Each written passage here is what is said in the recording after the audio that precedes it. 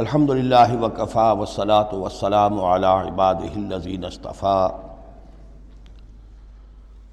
خصوصاً علی افضلہم وخاتم النبیین محمد الامین وعلی آلہ وصحبہ اجمعین۔ اما بعد فقد قال اللہ تبارک وتعالی کما ورد فی سورۃ النساء، اعوذ باللہ من الشیطان الرجیم، بسم اللہ الرحمن الرحیم۔ یا ایھا الناس اتقوا ربکم الذی خلقکم من نفس واحدۃ وخلق منها زوجها وبث منہما رجالا کثیرا ونساء واتقوا اللہ الذی تساءلون به والارحام ان اللہ کان علیکم رقیبا، صدق اللہ العظیم۔ رب اشرح لی صدری ویسر لی امری واحلل عقدۃ من لسانی یفقہوا قولی۔ اللہم ربنا الہمنا رشدنا واعذنا من شرور انفسنا، اللہم ارنا الحق حقا وارزقنا اتباعہ وارنا الباطل باطلا وارزقنا اجتنابہ، اللہم وفقنا لما تحب وترضى، اللہم آنس وحشتنا فی قبورنا وارحمنا بالقرآن العظیم، اللہم اجعلہ لنا اماما ونورا وہدى ورحمہ، اللہم ذکرنا منہ ما نسینا وعلمنا منہ ما جہلنا وارزقنا تلاوتہ آناء اللیل وآناء النہار واجعلہ لنا حجتا یا رب العالمین، آمین۔ آج ہم اللہ کا نام لے کر سورہ نساء کا ترجمہ اور مختصر تشریح شروع کر رہے ہیں۔ جیسا کہ میں آپ کو بتا چکا ہوں کہ قرآن مجید میں مکی اور مدنی صورتوں کے جو گروپ ہیں، ان میں سے پہلا گروپ 5 صورتوں پر مشتمل ہے۔ مکی صورت صرف سورہ فاتحہ ہے، حجم میں بہت چھوٹی، معنی میں، مفہوم میں، عظمت میں، فضیلت میں بہت بڑی۔ اس کے بعد 4 صورتیں جو ہیں وہ مدنی ہیں، بقرہ، نساء، آل عمران اور مائدہ۔ اور یہ جو 4 صورتیں ہیں یہ دو صورتوں کے 2 جوڑوں کی شکل میں۔ سورۃ البقرہ، سورۃ آل عمران، یہ الزہراوین، خود حضور نے ان کو ایک نام دیا مشترک، اور ان میں جو مناسبتیں ہیں، مشابہت ہیں، وہ تفصیل کے ساتھ ہمارے ترجمے کے دوران سامنے آتے رہی ہیں۔ نسبت زوجیت کس اعتبار سے ہے، ایک دوسرے کی تکمیل کس پہلو سے کرتی ہیں، یہ بات بھی سامنے آئی۔ اب جو 2 صورتیں ہیں، یہ سورۃ النساء اور سورۃ المائدہ، یہ جوڑے کی شکل میں ہیں۔ ان میں ایک تو بڑا کنٹراسٹ نظر یہ آئے گا کہ سابقہ 2 صورتوں میں پہلے حروف مقطعات اور دونوں میں پھر قرآن مجید اور کتب سماویہ کی عظمت کا بیان، جبکہ ان دونوں صورتوں میں کوئی تمہیدی اس طرح کی گفتگو نہیں ہے، براہ راست خطاب ہو رہا ہے۔ البتہ یہ فرق ہے وہ نسبت زوجیت کے اعتبار سے کہ سورہ نساء میں خطاب ہے یا ایھا الناس، اے لوگو، خطاب عام ہے، اور سورۃ المائدہ کا آغاز ہوتا ہے یا ایھا الذین آمنوا، وہاں خاص ہے، انسانوں میں سے جو لوگ ایمان کے دعوے دار ہوں۔ باقی جس طرح سورہ بقرہ اور سورہ آل عمران نصفین میں منقسم ہیں، اس طرح کا معاملہ ان دونوں صورتوں کا نہیں ہے۔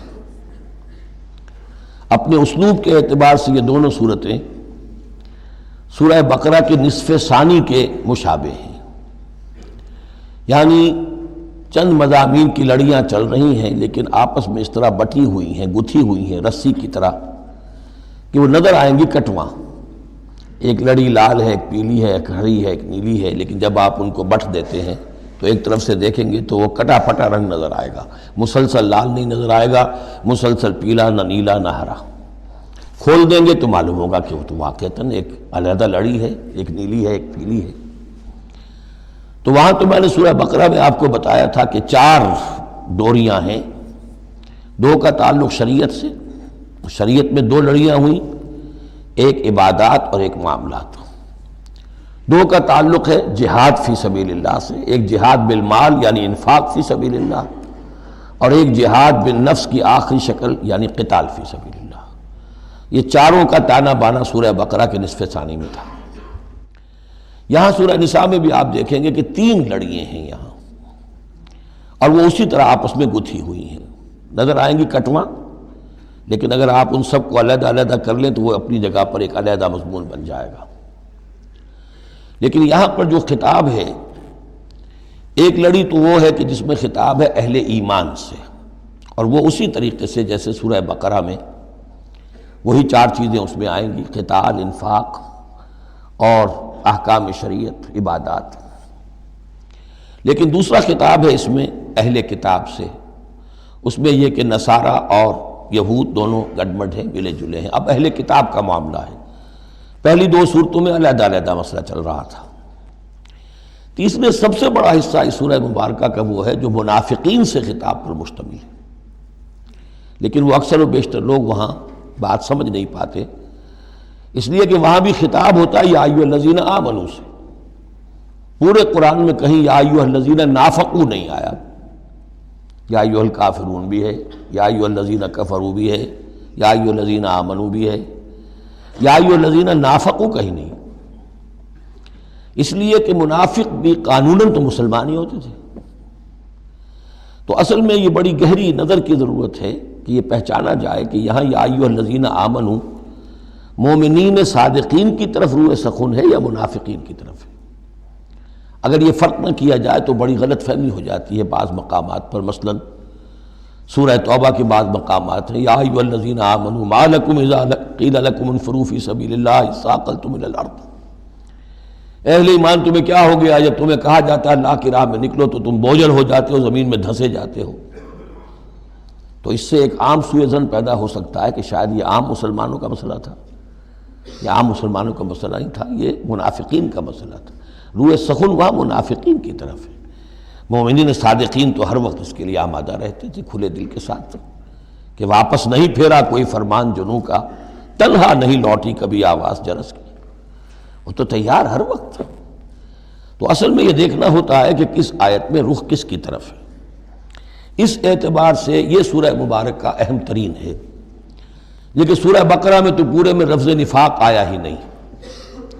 یہ حکمت خداوندی ہے کہ اس مرض کو پہلے چھپا کے رکھا ہے، کہ علامات تو بیان کر دی کہ یہ بیماری ہے، تاکہ جو بھی متنبہ ہو جائے وہ اپنے علاج کی طرف متوجہ ہو جائے۔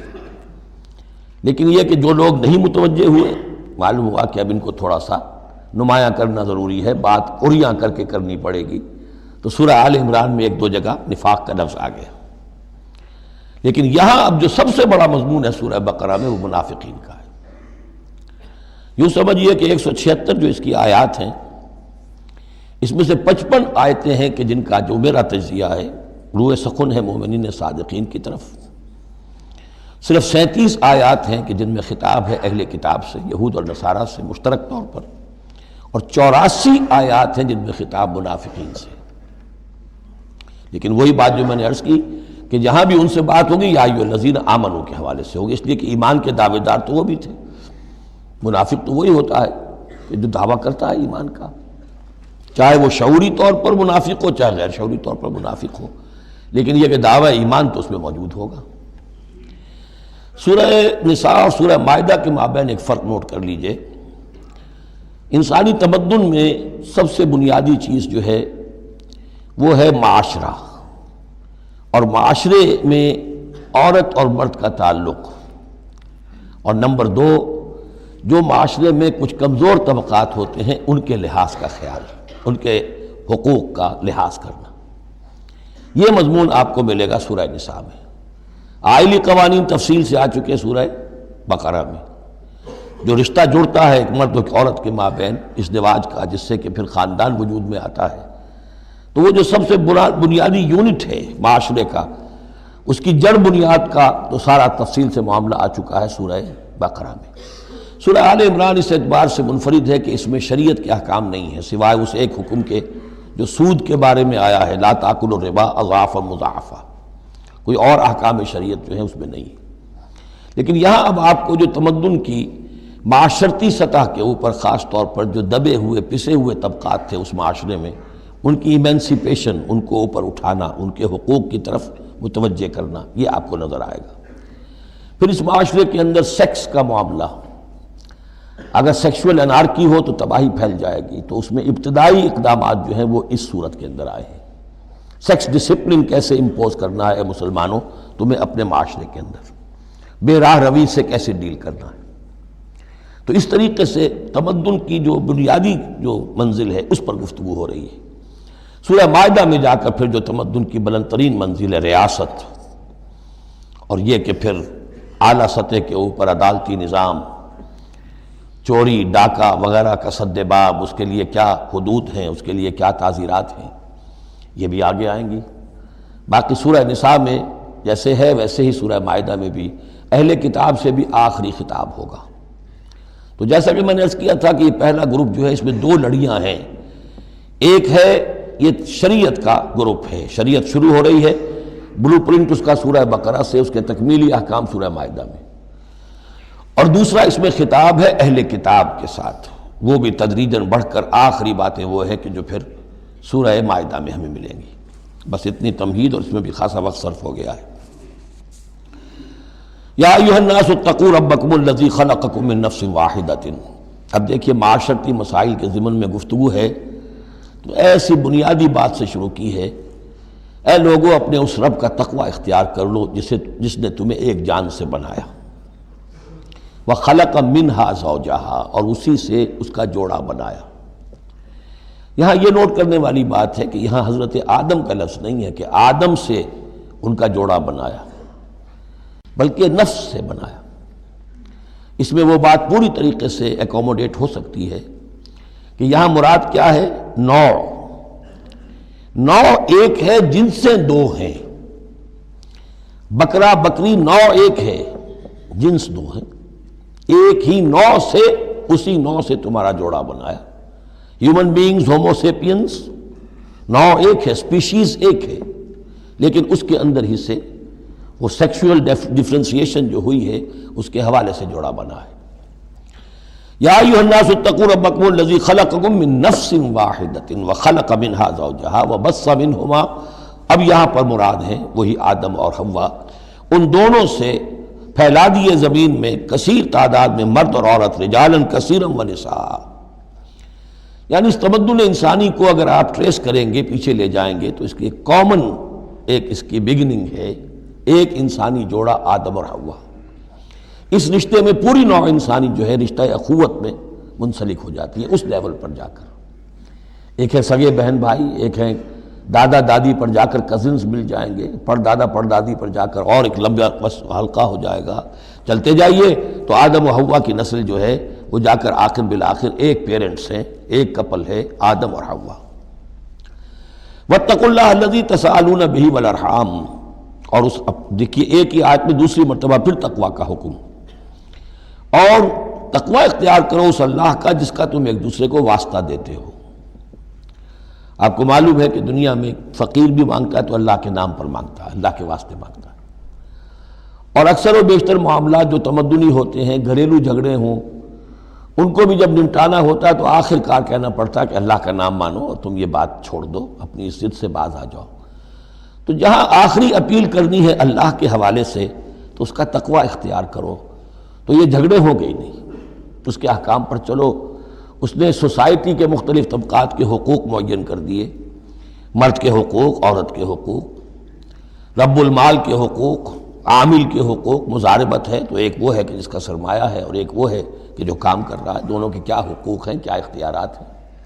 اگر ان کی پیروی کی جائے، ان کی پابندی کی جائے تو جھگڑا نہیں ہوگا۔ والارحام، اور رحمی رشتوں کا لحاظ رکھو۔ یہ وہ رحمی رشتہ ہے جیسا کہ میں نے بتایا، والدہ پر جا کر بہن بھائی ایک ہو گئے، دادی پر جا کر ایک اور بڑی تعداد میں ایک ہو گئے، یہ رحمی رشتے ہیں۔ لیکن انہی رحمی رشتوں کو پھیلاتے چلے جائیے تو کل بنی آدم، اور جتنی بھی بنات حوا ہیں وہ سب ایک ہی نسل سے، ایک ہی باپ اور ایک ہی ماں کی اولاد ہیں۔ ان اللہ کان علیکم رقیبا، یقیناً اللہ تعالیٰ تم پر نگران ہے۔ یہ تقویٰ کی روح ہے۔ اگر یہ خیال رہے کہ میں کسی کی نگاہ میں ہوں، کوئی مجھے دیکھ رہا ہے، میرا ہر عمل اس کی نگاہ میں ہے، چھپا ہوا نہیں ہے، چاہے میں نے سب دروازے بند کر دیے، کھڑکیاں بند کر دیں اور پردے لگا دیے، سب کچھ ہو گیا، لیکن ایک آنکھ سے میں نہیں چھپ سکتا۔ ان اللہ کان علیکم رقیبا، اگر یہ مستحضر رہے تو پھر تقویٰ ہوگا، پھر اللہ کے حکم کی پابندی کی جائے گی۔ اب دیکھیے یہ حکمت نبوت ہے صلی اللہ علیہ وسلم، اس آیت کو حضور نے خطبہ نکاح میں شامل کیا، کیونکہ نکاح کا موقع کیا ہوتا ہے کہ ایک مرد ایک عورت کے درمیان پھر وہی رشتہ ازدواج قائم ہو رہا ہے، آدم کا ایک بیٹا، حوا کی ایک بیٹی، پھر اسی رشتے میں منسلک ہو رہے ہیں جس میں کہ آدم اور حوا تھے، جس طرح ان سے نسل پھیلی ہے اب ان سے آگے نسل بڑھے گی۔ لیکن یہ کہ اس پورے معاشرتی معاملے میں، خاندانی معاملات میں، عائلی معاملات میں، جیسے سورہ بقرہ میں ہم نے دیکھا کتنی مرتبہ واتقوا اللہ واتقوا اللہ واتقوا اللہ، تقویٰ نہیں ہوگا تو پھر خالی قانون جو ہے اس کے اندر وہ تاثیر نہیں ہوا کرتی۔ قانون کو تو تختہ مشق بھی بنایا جا سکتا ہے، وَلَا تَتَّخِذُوا آیَاتِ اللَّهِ هُزُوًا، اللہ کی آیات کا ٹھٹا ہی نہ بنا دو، کہ قانون کا تقاضا تو پورا ہو رہا ہے لیکن اس کی جو روح ہے وہ بالکل ختم ہو جاتی ہے۔ وَآتُوا الْيَتَامَىٰ أَمْوَالَهُمْ، اور وہ جو دبے ہوئے طبقات ہیں ان میں سے یتیم ایک اہم طبقہ تھا، ان کے کوئی حقوق نہیں تھے، مال ان کے ہڑپ کر لیے جاتے تھے، کمزور تھے۔ وَآتُوا الْيَتَامَىٰ أَمْوَالَهُمْ وَلَا تَتَبَدَّلُوا الْخَبِيثَ بِالطَّيِّبِ، ان کا مال جو ہے اس میں سے اچھا مال لے لیا، برا ان کو اپنا برا مال ان میں شامل کر دیا۔ انہیں کیا پتہ چلا؟ اگر اول تو یہ کہ ہڑپ ہی کر گئے، نہیں تو بہت متقی ہوئے تو چلیے تعداد پوری کر دی، لیکن یہ کہ ان کا جو اچھا مال تھا اپنے طرف لے لیا اور ردی مال ادھر لگا دیا۔ وَلَا تَأْكُلُوا أَمْوَالَهُمْ إِلَىٰ أَمْوَالِكُمْ، اور ان کے مال اپنے مالوں میں شامل کر کے ہڑپ نہ کرو۔ إِنَّهُ كَانَ حُوبًا كَبِيرًا، یقیناً یہ بہت بڑا گناہ، بہت بڑے بوال کی بات ہے۔ وَإِنْ خِفْتُمْ أَلَّا تُقْسِطُوا فِي الْيَتَامَىٰ، اور اگر تمہیں اندیشہ ہو کہ تم یتیم بچیوں کے بارے میں انصاف نہیں کر سکو گے، یعنی یتیم ایک تو لڑکا ہوا، چلیے اس کی ایک زندگی ہے، ایک خاص حد کو پہنچنے کے بعد وہ ایک انڈیپینڈنٹ لائف اختیار کر لے گا۔ یتیم لڑکی کا معاملہ یہ ہوتا تھا کہ وہ یہ کہ کوئی ولی ہے، اس سے انہیں نکاح بھی کر لیا لڑکی سے تاکہ اس کا مال بھی قبضے میں آ جائے، اور چونکہ یتیم ہے اس کے پیچھے اس کے حقوق کی نگہداشت کرنے والا کوئی ہے ہی نہیں۔ اگر ماں باپ ہوں تو ظاہر بات ہے کہ پھر وہ بچی کے حقوق کے بارے میں بھی تو کچھ بات کر سکیں، لہذا جس طرح چاہیں اس پر ظلم کریں، ان کا کوئی پرسان حال نہیں۔ تو اس میں خاص طور پر کہ یتیم ایک تو ہے لڑکا اور ایک لڑکی یتیم۔ وَآتُوا الْيَتَامَىٰ، اسے منکرین سنت نے، منکرین حدیث نے اس آیت کو مختلف طریقے سے وہ تعبیر کیا ہے، لیکن وہ میں یہاں اس وقت بیان نہیں کر سکتا۔ جو مفہوم میں صحیح سمجھتا ہوں، جو سلف سے چلا آ رہا ہے، جو حضرت عائشہ صدیقہ رضی اللہ تعالی عنہا سے مروی ہے، تو میں وہی بات بیان کر رہا ہوں۔ یہاں جو ہے دوسری آیت میں، یہ تیسری آیت میں، وہ یتامہ سے مراد ہیں یتیم بچیاں، یتیم خواتین۔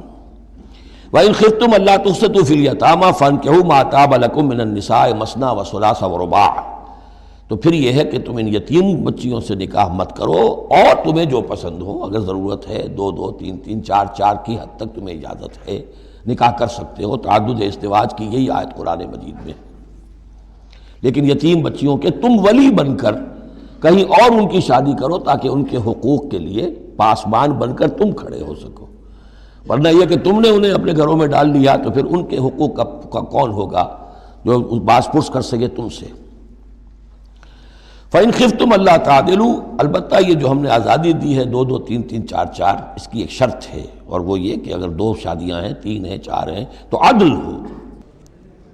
وَإِنْ خِفْتُمْ أَلَّا تَعْدِلُوا، اگر تم ان میں برابری نہ کر سکو، یہ اندیشہ ہو، فَوَاحِدَةً، تو پھر ایک ہی شادی کرو، ایک ہی بیوی، اس سے زائد نہیں۔ او ما ملکت ایمانکم، اور دوسرا کھاتا یہ ہے،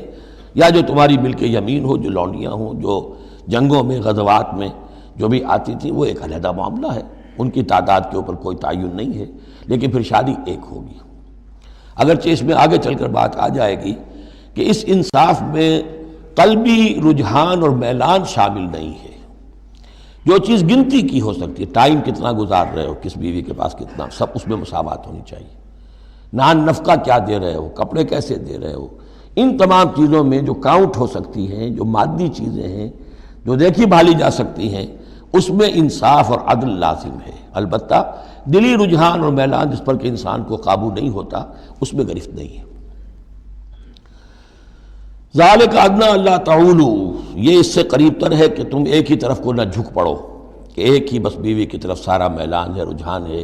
اور جیسا کہ آگے آئے گا کہ دوسری جو ہے یا دوسری جو ہیں وہ معلق ہو کر رہ گئی ہیں کہ نہ وہ شوہروں والی ہیں اور نہ وہ آزاد ہیں کہ کہیں اور نکاح کریں. وَآتُوا النِّسَاءَ صَدُقَاتِهِنَّ نِحْلًا، اور عورتوں کو ان کے مہر خوش دلی کے ساتھ دیا کرو، اس کو تاوان سمجھ کے نہ دیا کرو. یہ صدقات جو ہے صداق کی جمع ہے، اور صدقے کی جمع ہے صداقات. دال پر زبر ہو تو صدقے کی جمع، اور دال پر پیش ہے صدقات تو یہ صداق کی جمع ہے. فَإِن تِبْنَ لَكُمْ عَنْ شَيْءٍ مِّنْهُ نَفْسًا، پھر اگر وہ خود اپنی مرضی سے، اپنی رضامندی سے اس میں سے کوئی چیز تمہیں دے دیں، تم نے مہر جو انہیں دیا تھا وہ تم نے ادا کر دیا، اب وہ تمہیں کوئی ہبہ کر رہی ہیں، تمہیں اس میں سے کوئی چیز جو ہے ہدیہ کر رہی ہیں، تحفہ دے رہی ہیں، تو کوئی حرج نہیں. فَكُلُوهُ هَنِيًّا مَرِيًّا، تو تم اسے استعمال میں لاؤ، کھاؤ رچتا پچتا، اس میں کوئی حرج نہیں ہے. لیکن یہ ہے کہ وہ ہو ان کی مرضی سے، زبردستی نہیں، جبر کر کے نہ لے لیا جائے. فَإِن تِبْنَ لَكُمْ عَنْ شَيْءٍ مِّنْهُ نَفْسًا، بالکل اپنی مرضی سے. وَلَا تُؤْتُوا السُّفَهَاءَ أَمْوَالَكُمُ الَّتِي جَعَلَ اللَّهُ لَكُمْ قِيَامًا وَارْزُقُوهُمْ فِيهَا وَاكْسُوهُمْ وَقُولُوا لَهُمْ قَوْلًا مَّعْرُوفًا. اب ایک معاشرے میں طبقہ ایسا بھی ہوتا ہے سفہاء، بچہ ہے ابھی اس کو سمجھ نہیں ہے یا آوارہ ہو گیا ہے، باپ مال بہت چھوڑ گیا ہے، اب وہ مال اڑا رہا ہے. تو یہاں پہ تصور دیا گیا کہ اس میں معاشرتی سطح پر روک تھام ہونی چاہیے. یہ نہیں کہ میرا مال ہے میں جیسے خرچ کروں. تو اموالکم کہا گیا، یہ اصل میں ایک معاشرے کی ایک مشترک سی چیز ہے، مشترک بہبود کے لیے ہے. چاہے انفرادی ملکیت ہے لیکن پھر بھی اس معاشرے کی، اس کے اندر مشترک بہبود ہونی چاہیے. مت پکڑا دو ناسمجھوں کو یا بے وقوفوں کے اپنے مال، جن کو اللہ تعالیٰ نے تمہارے لیے دنیا کے گزران کا ذریعہ بنایا ہے. وَارْزُقُوهُمْ فِيهَا، ہاں انہیں رزق دیتے رہو اس میں سے. وَاكْسُوهُمْ، کھلاتے رہو پلاتے رہو. وَقُولُوا لَهُمْ قَوْلًا مَّعْرُوفًا، اور ان سے بات کیا کرو البتہ نرم، اچھے انداز میں. یہی اصول تھا جس کے تحت کہ برٹش انڈیا میں کورٹ آف وارز مقرر ہو جاتے تھے، کہ اگر کوئی بڑا جاگیردار ہے، کوئی نواب ہے اور وہ فوت ہو گیا، اس کا بیٹا جو ہے آوارہ ہے اور اس کی جو اندیشہ ہے کہ اسے کچھ اڑا دے گا، ختم کر دے گا، تو کورٹ آف وارڈ ہو جاتا تھا. حکومت جو ہے وہ اس کا چارج لے لیتی تھی، اس کے لیے سالانہ اس میں سے، اس کی آمدنی میں سے وظیفہ ہوتا تھا، اس میں اپنا خرچ کرے. لیکن یہ ہے کہ باقی چیزیں جمع رہتی تھی تاکہ یہ ان کی آئندہ نسل کے کام آ سکے. وَابْتَلُوا الْيَتَامَىٰ حَتَّىٰ إِذَا بَلَغُوا النِّكَاحَ،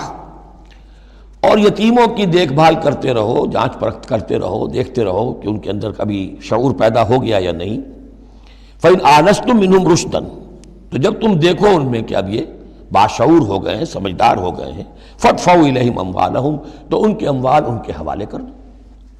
وَلَا تَأْكُلُوهَا إِسْرَافًا وَبِدَارًا أَن يَكْبَرُوا، اور دیکھو اس مال کو کھانے کی کوشش نہ کرو، ہڑپ نہ کرو جلدی سے، کہ ایسا نہ ہو کہ بچے جوان ہو جائیں تو یہ مال تو دے ہی دینا ہے میں نے، تو اس سے پہلے جتنا بھی اس کو میں کھا جاؤں کھا لوں. وَمَنْ كَانَ غَنِيًّا فَلْيَسْتَعْفِفْ، اگر کوئی جو ولی ہے یتیم کا وہ غنی ہے، اللہ نے اسے خود دے رکھا ہے، کشائش ہے اس کے پاس، تو پھر اسے یتیم کے مال میں سے کچھ بھی لینے کا حق نہیں ہے، پھر اسے یتیم کے مال سے بچتے رہنا چاہیے. وَمَنْ كَانَ فَقِيرًا، اور اگر کوئی خود تنگ دست ہے، محتاج ہے، اب ظاہر بات ہے وہ یتیم کی کوئی نگہداشت بھی کر رہا ہے، اس کا کچھ وقت بھی اس پہ صرف ہو رہا ہے،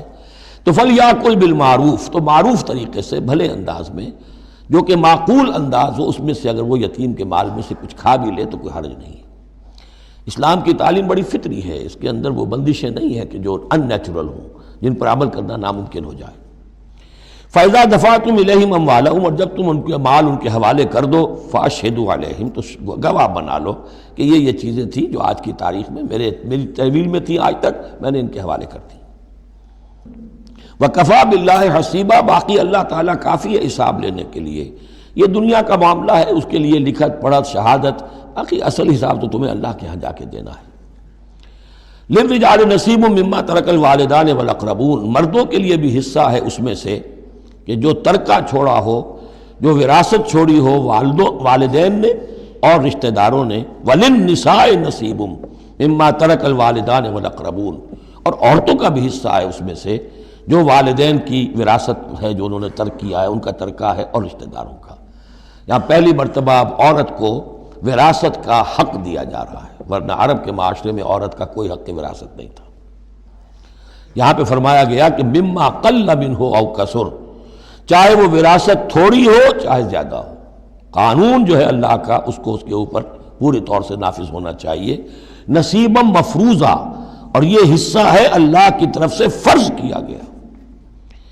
اب میں آپ کو نوٹ کراؤں گا کتنی مرتبہ یہ تاکید ہو رہی ہے اس قانون وراثت کی، اور آپ اگر ساتھ ہی دیکھتے رہیں کہ کتنی دھجیاں اس کی بکھرتی ہیں ہمارے معاشرے کے اندر، کوئی اس کا لحاظ نہیں۔ اور بڑا جو ہمارا خاص طور پر ایک علاقہ ہے کہ جہاں ویسے نماز روزہ بہت ہوتا ہے، وہ بیٹیوں کو کوئی وراثت میں کوئی حصہ دینے کے لیے وہ کسی صورت تیار نہیں ہوتے۔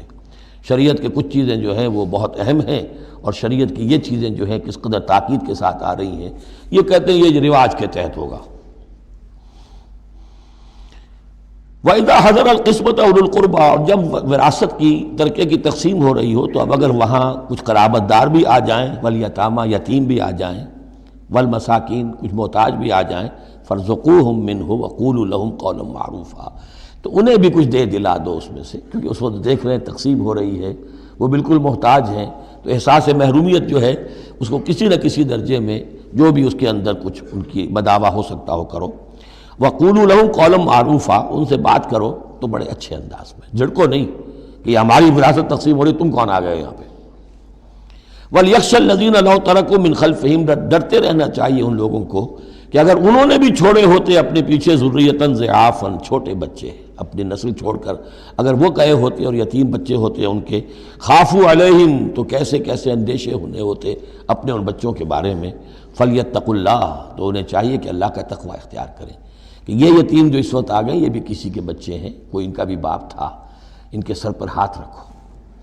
وَلْيَقُولُوا قَوْلًا سَدِيدًا، اور بڑی صاف اور ستھری اور صحیح اور حق پر مبنی بات کرو۔ ان الذین یاکلون اموال الیتامی ظلما، یقیناً وہ لوگ کہ جو یتیموں کا مال ہڑپ کرتے ہیں ناحق، انما یاکلون فی بطونہم نارا، وہ اپنے پیٹوں میں بھر رہے ہیں آگ، وسیصلون سعیرا، اندر کی آگ تو اپنے پیٹوں میں ڈال رہے ہیں اور سموچے وہ خود آگ میں ڈال دیے جائیں گے۔ تو گویا کہ ایک آگ ان کے اندر ہوگی اور ایک جہنم کی آگ ان کے باہر ہوگی۔ یہ 10 آیتیں بڑی جامع ہیں، اور جس طریقے سے کہ سوسائٹی کے جو پسماندہ طبقات تھے ایک ایک کا خیال کر کے جس باریک بینی سے حکمت کے ساتھ احکام دیے جا رہے ہیں۔ اب اس کے بعد جو رکوع ہے یہ بڑا مختصر ہے، آیتیں 4 ہیں لیکن ایک قیامت مضمر ہے ان میں، یہ اعجاز ہے۔ 4 آیتوں کے اندر اسلام کا پورا قانون وراثت جس پہ پوری جلدیں لکھی گئی ہیں، جامعیت کی انتہا ہے۔ یوصیکم اللہ فی اولادکم، اللہ تعالیٰ تمہیں وصیت کرتا ہے تمہاری اولاد کے بارے میں، للذکر مثل حظ الانثیین، لڑکے کے لیے حصہ ہے 2 لڑکیوں کے برابر۔ فَإِن كُنَّ نِسَاءً فَوْقَ اثْنَتَيْنِ فَلَهُنَّ ثُلُثَا مَا تَرَكَ،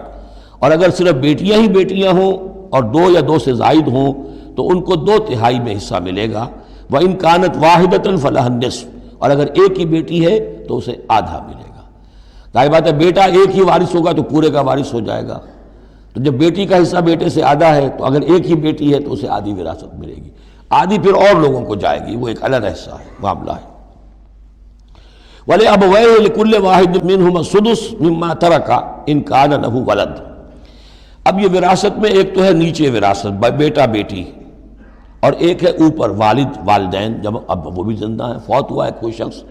اس کے والدین یا والد یا والدہ دونوں میں سے کوئی ایک زندہ ہے، ان کا بھی حصہ ہے۔ وَلِأَبْوَيْهِ لِكُلِّ وَاحِدٍ مِّنْهُمَا، اس کے والدین کے لیے ہر ایک کے لیے ان میں سے چھٹا حصہ ہے اس کے ترکے میں سے، مما ترک ان کان لہو ولد،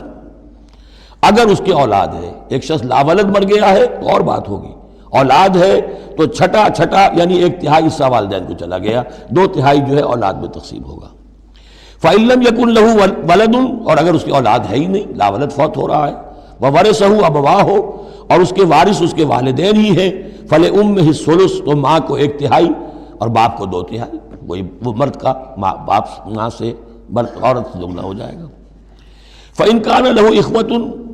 اور اگر اس کے بہن بھائی ہو، فَلِأُمِّهِ السُّدُسُ مِن بَعْدِ وَصِيَّةٍ يُوصِي بِهَا أَوْ دَيْنٍ، تو پھر ماں کا حصہ جو ہے وہ پھر اور کم ہو جائے گا، چھٹا حصہ رہ جائے گا سلس کی بجائے، تاکہ باپ کی طرف سے تو پھر بھائیوں کو وراثت جا سکے گی اس کے۔ لیکن ساتھ فرما دیا من بعد وصیت یوصی بہا او دین، وراثت کی تقسیم سے پہلے دو کام کر لینے ہوں گے کہ اگر کوئی وصیت کی ہے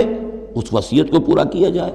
اگر کوئی دین ہے جو فوت ہوا ہے اس پر کوئی قرض ہے وہ ادا کیا جائے، پھر جو ہے وراثت ادا ہوگی۔ من بعد وصیت یوصی بہا او دین آباؤکم و ابناؤکم لا تدرون ایہم اقرب لکم نفعا، تمہارے باپ یا تمہارے بیٹے تم نہیں جانتے کہ ان میں سے کون تمہارے لیے زیادہ نافع ہے، زیادہ قریب ہے نفع کے اعتبار سے۔ فریضۃ من اللہ، یہ تم اپنی عقلوں کو چھوڑو، اللہ کی طرف سے یہ فرض ہے۔ فریضۃ من اللہ، یعنی آدمی سمجھے میرے بوڑھے والدین ہیں، خام خواہ ان کے لیے حصہ کائے کو رکھ دیا ہے، کھا پی چکے، زندگی گزار چکے، وراثت تو ملنی چاہیے اولاد کو، بیٹا بیٹی کو، نہیں، اللہ کا حکم مانو۔ آباؤکم و ابناؤکم لا تدرون ایہم اقرب لکم نفعا فریضۃ من اللہ ان اللہ کان علیما حکیما، یقیناً اللہ تعالیٰ علیم اور حکیم ہے، اس کا کوئی حکم علم اور حکمت سے خالی نہیں۔ وَلَكُمْ نِصْفُ مَا تَرَكَ أَزْوَاجُكُمْ إِن لَّمْ يَكُن لَّهُنَّ وَلَدٌ، اور تمہارا حصہ تمہاری بیویوں کے ترکے میں سے آدھا ہے اگر ان کے کوئی اولاد نہ ہو۔ بیوی فوت ہو رہی ہے اور اس کے کوئی اولاد نہیں ہے تو جو کچھ چھوڑ رہی ہے اس میں سے نصف جو ہے شوہر کا ہو جائے گا، باقی نصف جو ہے وہ بیوی کے بھائیوں وغیرہ کو جائے گا، لیکن شوہر کا نصف ہو گیا۔ فَإِن كَانَ لَهُنَّ وَلَدٌ، اور اگر اس کی اولاد ہے فَلَكُمُ الرُّبُعُ مِمَّا تَرَكْنَا، پھر تمہارے لیے چوتھائی حصہ ہوگا اس میں یہ جو اس نے چھوڑا ہے، باقی تین چوتھائی اس کی اولاد میں تقسیم ہو جائے گا۔ من بعد وصیت یوصین بہا او دین، اور یہ بھی ہوگا وصیت کی ایگزیکیوشن کے بعد، اور اگر کوئی قرض ہے تو اس کی ادائیگی کے بعد۔ وَلَهُنَّ الرُّبُعُ مِمَّا تَرَكْتُمْ، اور جو کچھ تم چھوڑو، مرد شوہر فوت ہو گیا ہے تو اس کی وراثت میں سے بیویوں کا حصہ ہے چوتھا۔ ان لم یکن لکم ولد، اگر تمہارے کو اولاد نہیں ہے۔ فَإِن كَانَ لَكُمْ وَلَدٌ، اور اگر تمہارے اولاد ہے فَلَهُنَّ الثُّمُنُ مِمَّا تَرَكْتُمْ مِن بَعْدِ وَصِيَّةٍ تُوصُونَ بِهَا أَوْ دَيْنٍ، تو پھر تو ان کے لیے 8واں حصہ ہے۔ اگر تمہارے لیے اولاد ہے تو تمہاری بیوی کے لیے پھر 8واں حصہ ہے تمہارے ترکے میں سے، من بعد وصیت توصون بہا او دین، اس وصیت کو تکمیل کے بعد جو تم نے کی ہو یا قرض جو تمہارے ذمہ ہو ادا کرنے کے بعد۔ وَإِن كَانَ رَجُلٌ يُورَثُ كَلَالَةً، اور اگر کوئی شخص جس کی وراثت جو ہے تقسیم ہو رہی ہے کلالہ تھا، او امراتن، یا کوئی عورت بھی کلالہ ہو سکتی ہے۔ یہ کلالہ کون ہوتی ہے؟ جس کے نہ تو والدین ہو نہ اولاد ہو، میت ہے، فوت شدہ مرد ہے یا عورت ہے، تو جو نہ تو ہے اوپر والدین میں سے کوئی اور نہ کوئی اولاد میں سے، وہ اس کو کلالہ کہتے ہیں۔ بہن بھائی ہیں، اب بہن بھائیوں میں جو تقسیم ہوگی وہ ایک تقسیم تو وہی ہے کہ جو حقیقی اور عینی اور اللاتی بہن بھائیوں میں ہوتی ہے، وہ تو ہے اسی طرح جیسے کہ اولاد کی ہے، لیکن یہاں خاص حکم دیا جا رہا ہے۔ عربوں میں اصل میں 3 قسم کے بہن بھائی ہوتے تھے۔ ایک عینی وہ ہے، باپ بھی وہی ہے مشترک، ماں بھی وہی ہے، جنہیں ہم حقیقی کہتے ہیں، ہمارے ہاں حقیقی بھائی، حقیقی بہن، یعنی والدین دونوں مشترک ہیں۔ اللاتی کہ باپ ایک ہے اور مائیں جدا ہیں،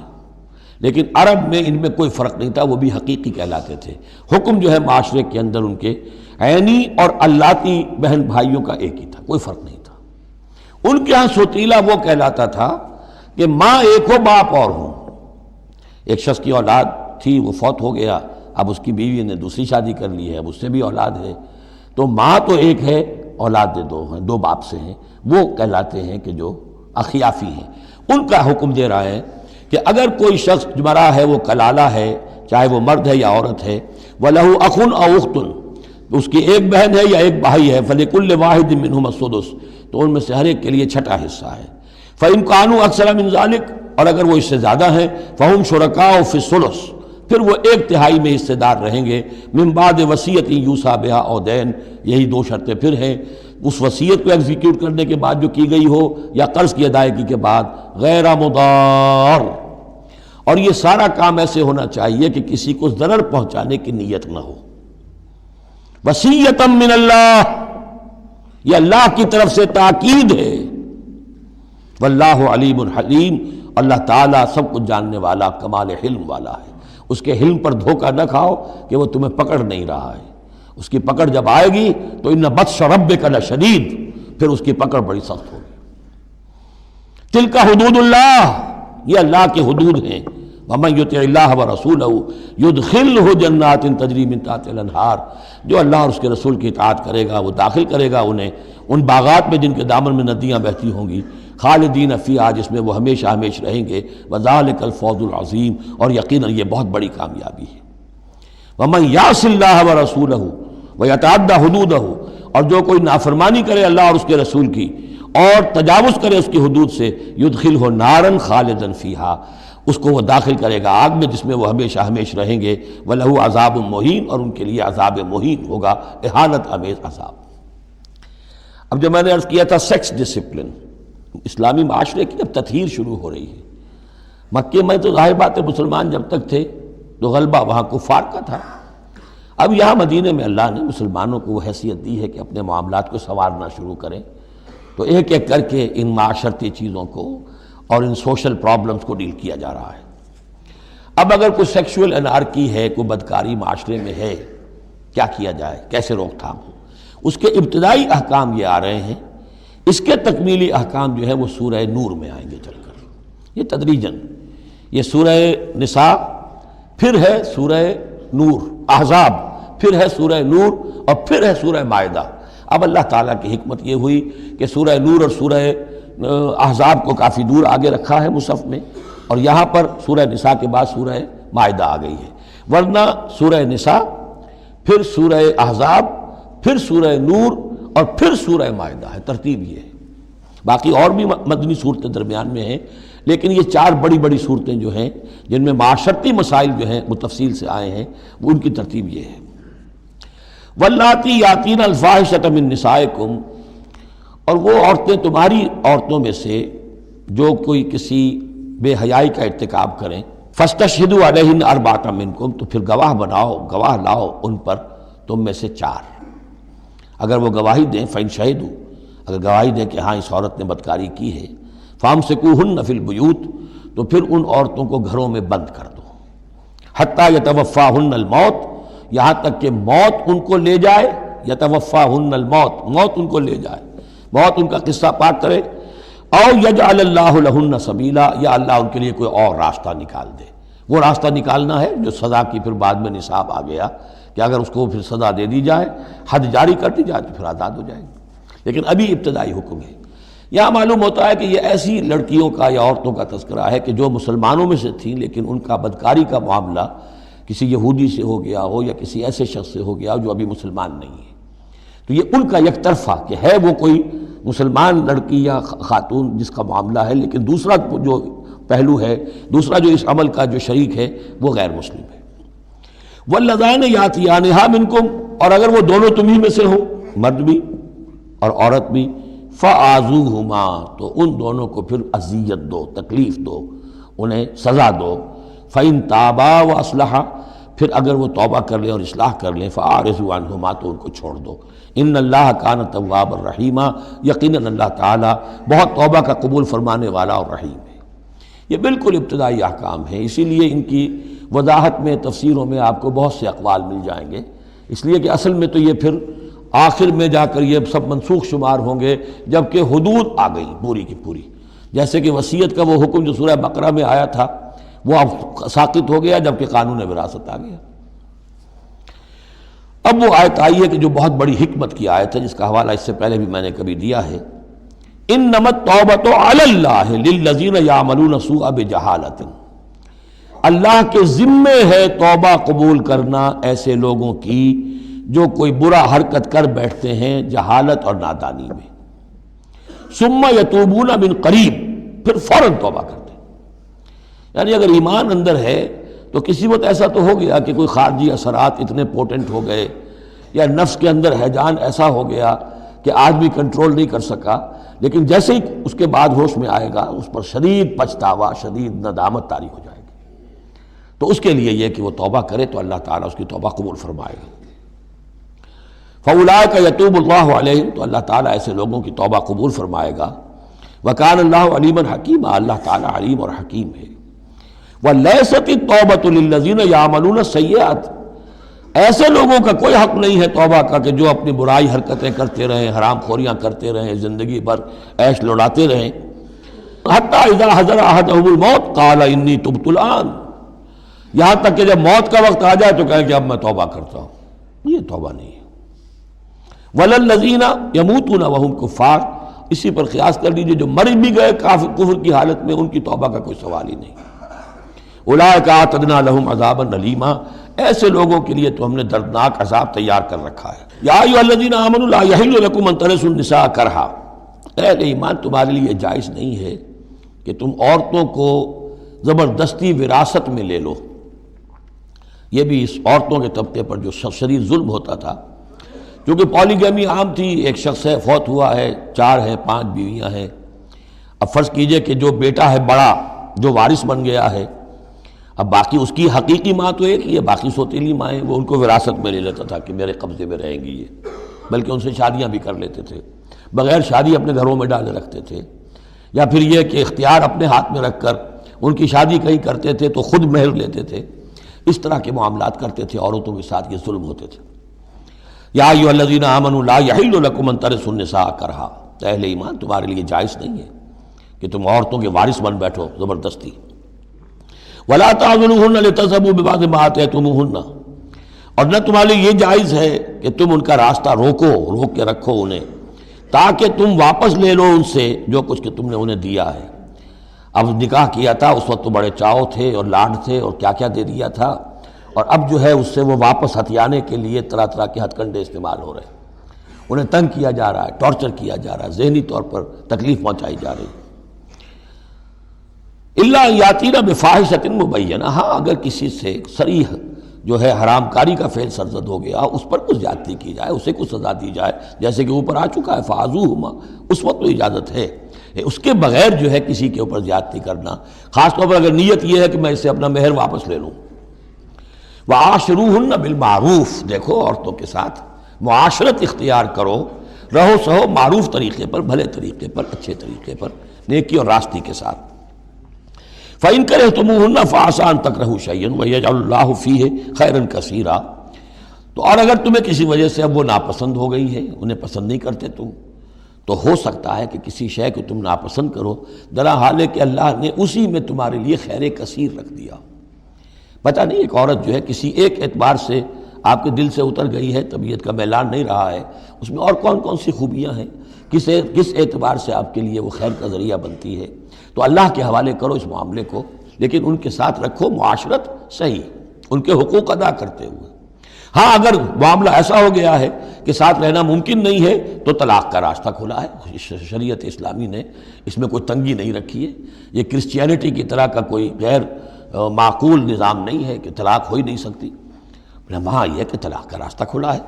وَإِنْ أَرَدْتُمْ اسْتِبْدَالَ زَوْجٍ مَكَانَ زَوْجٍ، اور اگر تم نے فیصلہ ہی کر لیا ہو کہ ایک بیوی کی جگہ کوئی دوسری بیوی لانی ہے، وَآتَيْتُمْ إِحْدَاهُنَّ قِنْطَارًا، اور ان میں سے کسی ایک کو تم نے ڈھیروں مال دیا ہو، فَلَا تَأْخُذُوهُ مِنْهُ شَيْئًا فَلَا تَأْخُذُوا مِنْهُ شَيْئًا، اس میں سے کوئی شے واپس نہیں لے سکتے، جو مہر دیا تھا وہ ان کا ہے، اب اس میں سے کچھ واپس نہیں لے سکتے۔ أَتَأْخُذُونَهُ بُهْتَانًا وَإِثْمًا مُبِينًا، کیا تم لوگے وہ مہر واپس ان سے ناحق اور صریح گناہ کے طور پر؟ وَكَيْفَ تَأْخُذُونَهُ، کچھ عقل کے ناخن لو، کچھ شعور اور کچھ شرافت کا ثبوت دو، کیسے ان سے وہ مال تم واپس لینا چاہتے ہو؟ وَقَدْ أَفْضَىٰ بَعْضُكُمْ إِلَىٰ بَعْضٍ، جبکہ تم ایک دوسرے سے مل چکے ہو، تمہارے مابین انتہائی قریبی رشتہ جو بھی ہو سکتا ہے دنیا کا وہ قائم ہو چکا ہے۔ وَأَخَذْنَا مِنْكُمْ مِيثَاقًا غَلِيظًا، اور وہ تم سے بہت گہرا قول و قرار لے چکی تھی۔ اب قول و قرار ہوتا ہے نکاح کے وقت، اس میں ذمہ داری لیتا ہے مرد، کوئی ایک وہ بھی ایک کانٹریکٹ ہے۔ وَلَا تَنكِحُوا مَا نَكَحَ آبَاؤُكُم مِّنَ النِّسَاءِ إِلَّا مَا قَدْ سَلَفَ، اور جو تمہاری والد، جو تمہارے آباء نے، تمہارے باپوں نے جن سے نکاح کیا ہو، ان سے تم نکاح مت کرو۔ جو میں نے کہا تھا نا کہ جو سوتیلی مائیں ہوتی تھیں ان کو وہ اپنے نکاح کر کے گھر میں ڈال دیا یا بغیر نکاح کے ڈال دیا۔ یہ نکاح وہاں بھی اس معاشرے میں بھی اس کو کہتے تھے نکاح مقت، بہت ہی برا نکاح ہے۔ فطرت انسانی تو اباح کرتی ہے، لیکن رواج ان کا تھا یہاں قرآن مجید نے آ کر اس کا جو ہے سختی کے ساتھ سدباب کیا، وَلَا تَنكِحُوا مَا نَكَحَ آبَاؤُكُمْ، جن عورتوں سے نکاح کیا ہو تمہارے باپوں نے ان سے نکاح نہ کرو، من النساء الا ما قد سلف، سوائے اس کے کہ جو ہو چکا، انہ کان فاحشۃ ومقتا، یقیناً یہ بڑی بے حیائی کی بات ہے اور اللہ تعالیٰ کے غضب کو بھڑکانے والی ہے، وساء سبیلا، اور بہت ہی برا راستہ ہے۔ اب یہ طویل آیت آ رہی ہے جس میں محرمات ابدیہ کا بیان ہے کہ کن رشتوں میں نکاح کا معاملہ نہیں ہو سکتا، ایک مرد کن کن اپنی خواتین رشتہ داروں سے شادی نہیں کر سکتا۔ حرمت علیکم امہاتکم، حرام کر دی گئی تم پر تمہاری مائیں، نمبر 1، وبناتکم، تمہاری بیٹیاں، واخواتکم، اور تمہاری بہنیں، وعماتکم، اور تمہاری پھوپھیاں، وخالاتکم، اور تمہاری خالائیں، وبنات الاخ، اور بھائی کی بیٹیاں یعنی بھتیجیاں، وبنات الاخت، اور بہن کی بیٹیاں یعنی بھانجیاں، وامہاتکم اللاتی ارضعنکم، اور تمہاری وہ مائیں جنہوں نے تمہیں دودھ پلایا ہے، واخواتکم من الرضاعۃ، اور تمہاری دودھ پلانے والیوں کی بیٹیاں کہ جو تمہارے اب بہن بن گئی ہیں رضاعی، وامہات نسائکم، اور تمہاری بیویوں کی مائیں یعنی ساس جن کو ہم کہتے ہیں خوش دامن، وربائکم اللاتی فی حجورکم، اور اگر وہ کہ جو ربیبہ ہوں جو تمہارے ہاں پلی بڑھی ہوں، من نسائکم اللاتی دخلتم بہن، ربیبہ یا ربیب اس کو کہتے ہیں کہ ایک عورت کے پہلے کوئی اولاد تھی، آپ نے ان سے شادی کی ہے تو وہ اولاد بھی ساتھ لے آئی ہے، اب وہ آپ کی بیٹے بیٹیاں ہی ہو گئی آپ کی، لیکن وہ آپ کے حقیقی بیٹے بیٹیاں نہیں، ربیب کہلاتے، ربیب اور ربیبہ، تو وہ ربیب اور ربیبہ بھی حرام ہیں اگر اس جو ماں ہے اس کے ساتھ مقاربت کی ہو، اگر اس کے ساتھ تعلق زن و شہ ہوا ہے تو پھر وہ ربیبہ جو ہے بچی جو آئی تھی اس کے ساتھ وہ بھی حرام ہو گئی، لیکن اگر کسی وجہ سے بغیر اس کے کہ ان کے ساتھ کوئی جنسی تعلق ہو طلاق ہو جائے تو پھر اس ربیبہ کے ساتھ نکاح ہو سکتا ہے۔ وَرَبَائِبُكُمُ اللَّاتِي فِي حُجُورِكُم مِّن نِّسَائِكُمُ اللَّاتِي دَخَلْتُم بِهِنَّ، جن سے تم نے صحبت کی ہو، ان کی جو بیٹیاں ہیں سابقہ شوہروں سے وہ حرام ہیں، فَإِن لَّمْ تَكُونُوا دَخَلْتُم بِهِنَّ، اور اگر تم نے ان سے صحبت نہ کی ہو، فَلَا جُنَاحَ عَلَيْكُمْ، تو پھر کوئی حرج نہیں ہے۔ وَحَلَائِلُ أَبْنَائِكُمْ، اور تمہارے بیٹوں کی عورتیں یعنی بیٹوں کی بیویاں، بہو جن کو ہم کہتے ہیں، تمہاری بہو ہیں، الذین من اصلابکم، لیکن بیٹے وہ جو تمہارے اپنے صلب سے ہوں، اپنے صلبی بیٹے، منہ بولے بیٹے کا معاملہ نہیں ہے۔ وَأَن تَجْمَعُوا بَيْنَ الْأُخْتَيْن، اور یہ بھی تم پر حرام کیا گیا ہمیشہ کے لیے کہ بیک وقت دو بہنوں کو جمع کرو ایک نکاح میں، الا ما قد سلف، سوائے اس کے کہ جو ہو چکا، ان اللہ کان غفور الرحیم، یقیناً اللہ غفور الرحیم، جو ہو گیا پہلے کا، اس کو تو گڑھے مردے اکھاڑے نہیں جا سکتے، لیکن آئندہ کے لیے یہ محرمات ابدیہ ہیں۔ اس میں حضور نے اضافہ کیا ہے کہ دو بہنوں کو بھی ایک وقت نکاح میں نہیں رکھ سکتے، اسی طرح خالہ بھانجی کو بھی نکاح میں نہیں رکھ سکتے، اور پھپھی بھتیجی کو بھی نکاح میں نہیں رکھ سکتے۔ یہ محرمات ابدیہ ہیں کہ جن کے ساتھ کسی حال میں کسی وقت شادی نہیں ہو سکتی۔ اب ہے وہ محرمات جو عارضی ہیں، والمحصنات من النساء، وہ عورتیں جو کسی اور کے نکاح میں ہیں، اب یہ اس وجہ سے کہ وہ اس کے نکاح میں ہیں آپ پر حرام ہے۔ ہاں اگر وہ طلاق دے دے پھر آپ شادی کر سکیں گے اس سے، لیکن یہ کہ اس کے اوپر جو حرمت ہے اس کی، وہ حرمت ابدی اس نوع کی نہیں ہے جو اس آیت میں جو بیانات ہوئی، بلکہ یہ کہ وہ تو کسی اور کے نکاح میں ہونے کی۔ محسنات، حسن کہتے ہیں قلعے کو، جو قلعے میں ہیں، پہلے ہی ایک خاندان کے قلعے کے اندر ہیں وہ، اور شوہر والیاں ہیں، الا ما ملکت ایمانکم، سوائے یہ کہ ان میں سے کوئی تمہارے ہاں کنیز بن کر آ جائے۔ اب ظاہر بات ہے جنگ ہوئی ہے، وہ عورتیں جو ہیں مشرک مردوں کی بیویاں ہیں، وہ لونڈیاں بن کے آ گئی ہیں، تو اگرچہ وہ بیویاں ہیں مشرکوں کی، محسنات ہیں اس معنی میں، لیکن وہ لونڈی کی حیثیت سے آپ کے لیے جائز ہوں گی۔ کتاب اللہ علیکم، یہ اللہ کی کتاب ہے، حکم ہے، فرض ہے تمہارے اوپر۔ وَأُحِلَّ لَكُم مَّا وَرَاءَ ذَلِكُمْ،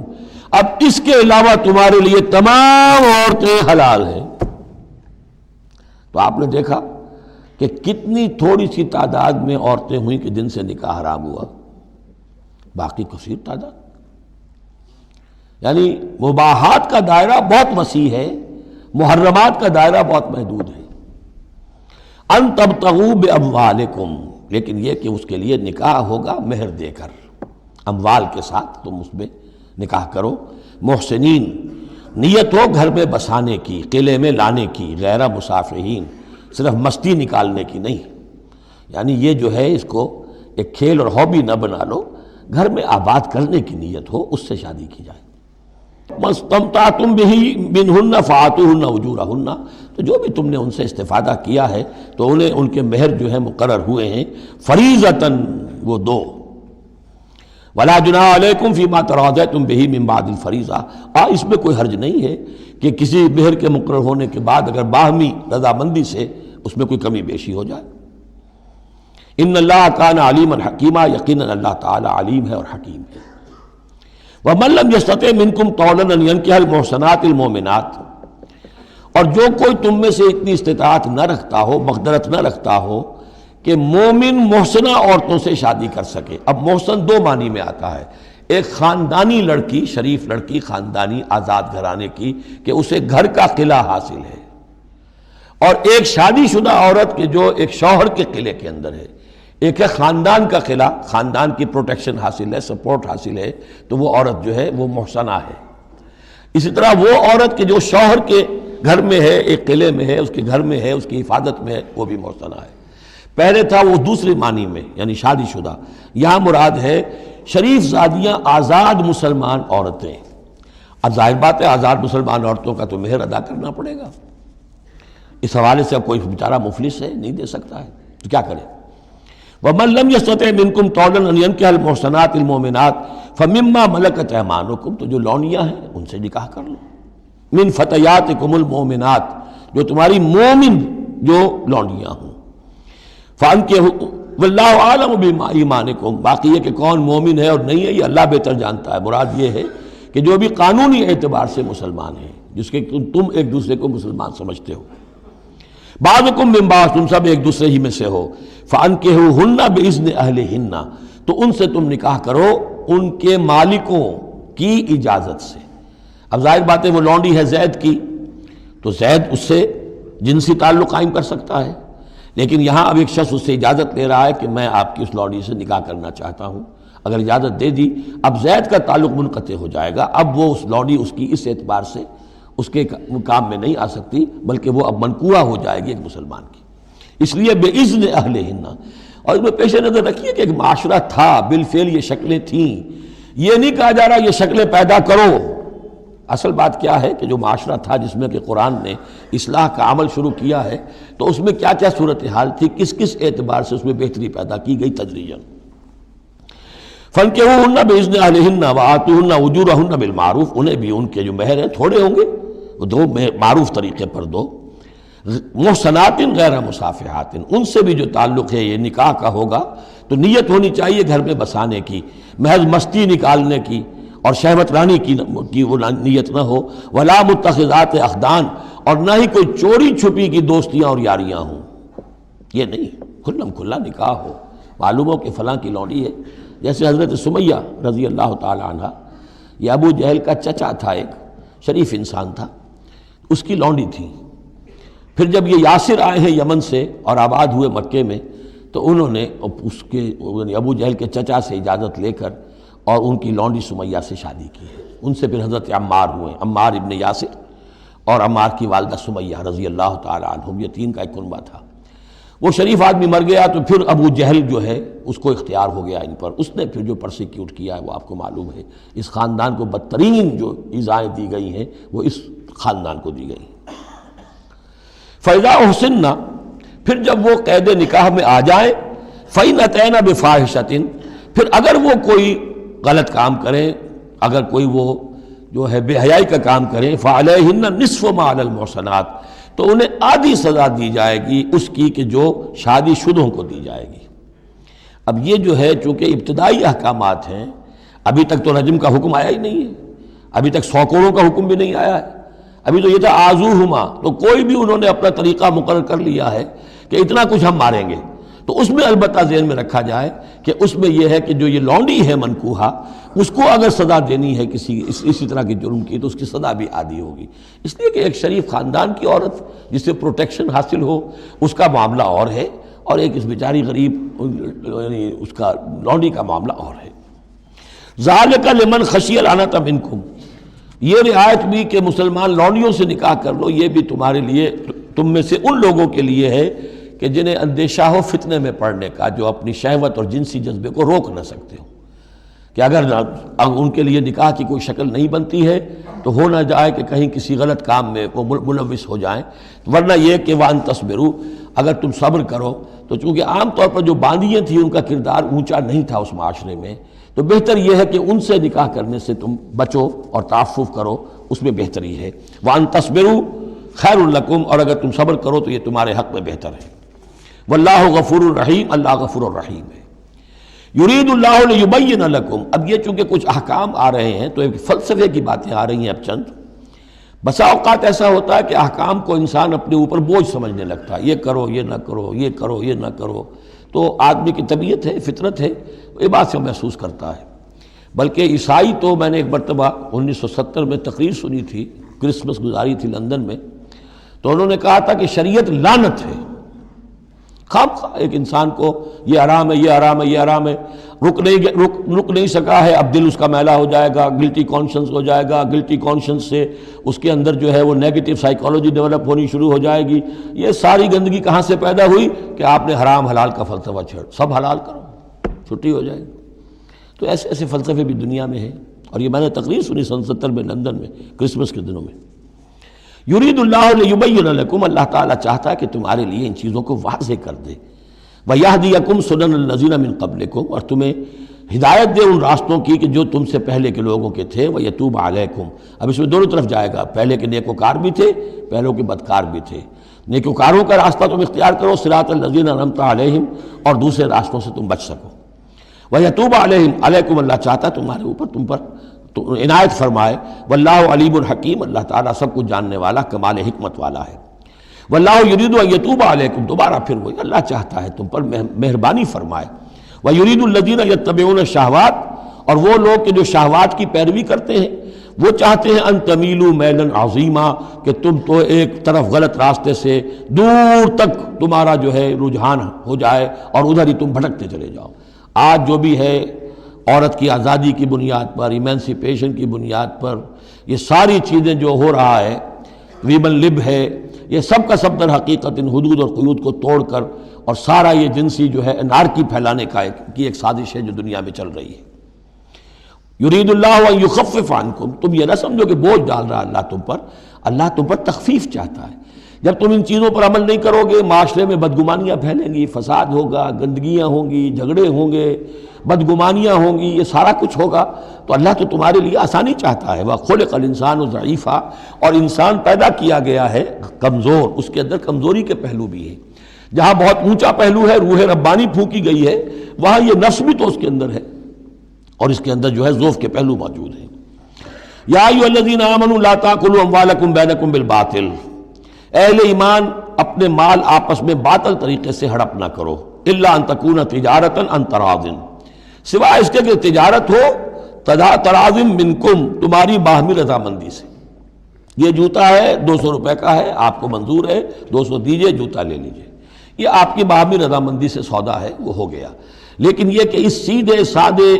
اور صحیح اور طریقے پر، ایک ظاہر بات ہے کچھ نہ کچھ تو آپ نے نفع اس میں سے کمایا ہے، آپ نے محنت کی ہے، کہیں سے لائے ہیں، سٹور کیا ہے، دکان کا کرایہ دیا ہے، لیکن اس کو وہ گرج نہیں کرے گا۔ لیکن جھوٹ بول رہے ہیں، خدا کی قسم کھا رہے ہیں کہ میں نے تو اتنے کر لیا، اب یہ ہو گیا، آپ نے اپنی ساری محنت بھی ضائع کی اور آپ نے حرام کما لیا۔ اور یا کوئی اور طریقے ہیں، مال ہڑپ کر رہے ہیں، دھوکہ دے رہے ہیں۔ یا ایھا الذین آمنوا لا تاکلوا اموالکم بینکم بالباطل الا ان تکون تجارتا عن تراض منکم ولا تقتلوا انفسکم، اور نہ اپنے آپ کو قتل کرو، یعنی ایک دوسرے کو قتل کرو۔ تمدن کی جڑ دو چیزوں پر ہے، احترام جان، احترام مال۔ میرے لیے آپ کا مال محترم ہے، آپ کی جان محترم ہے، میں اسے کوئی گدن نہ پہنچاؤں۔